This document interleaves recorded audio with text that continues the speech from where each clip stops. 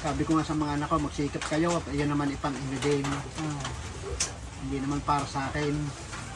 So yun. Salamat din sa iyo, unang-una. Pero syempre, hindi sponsor mo. Ito hindi tayo magiging dahilan para tayo ay hindi magsumikat. Totoo yan. Although may mga nagbibigay sa atin, sa atin ng mga support, sa atin ng mga needs natin, pero hindi ibig sabihin noon, doon na lang tayo aasa. Totoo yan, Kuya Migs. Pero habang tayo binibigyan, gawin natin yung karapat dapat.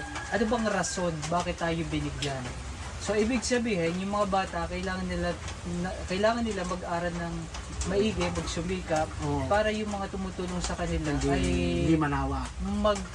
Mas lalo silang magpursige na bigyan sila ng tulong. Salamat ko dun nga. Kasi kung makikita ng isang tao yung tumutulong sa kanila, natatamad-tamad yung tinutulungan nila. Walang mangyayari. Tatamarin din sila. Tamad na ngayon nag-aaral, tatamarin pa yung nagbigay ng totoo yan, Kuya Migs. Kaya kasi sabi ko sa inyo, hindi habang panahon, merong biyaya tayo na kukuha sa mga taong tumutulong sa atin. Salamat na lang sa kanila. Una-una sa iyo nga. So ibig sabihin, salamat ng marami.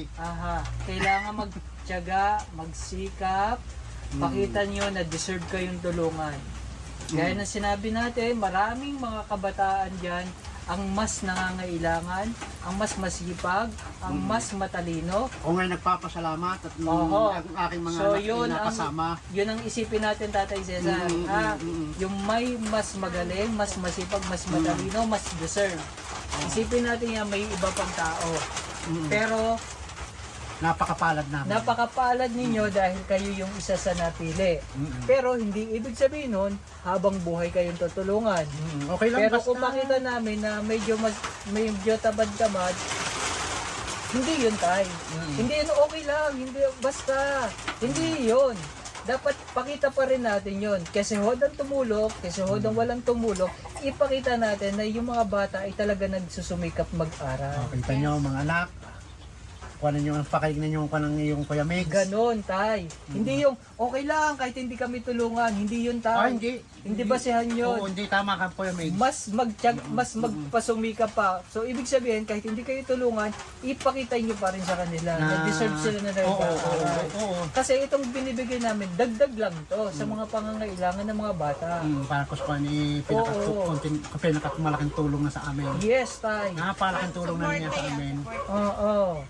So yun lang yung pwede kong masabi sa inyo salamat na ako yung sa paalala mo. Ma-advise sa inyo. Salamat sa paalala mo sa akin. At tatandaan kong iyan ay napakalaking biyaya at aral sa akin. Para pagsikapan ko ang mga anak ko itagulog. Nahingi ka na yun, nakaganon na yun. Ito. At medyo medyo problema ko lang. Tay, ano na masasabi mo?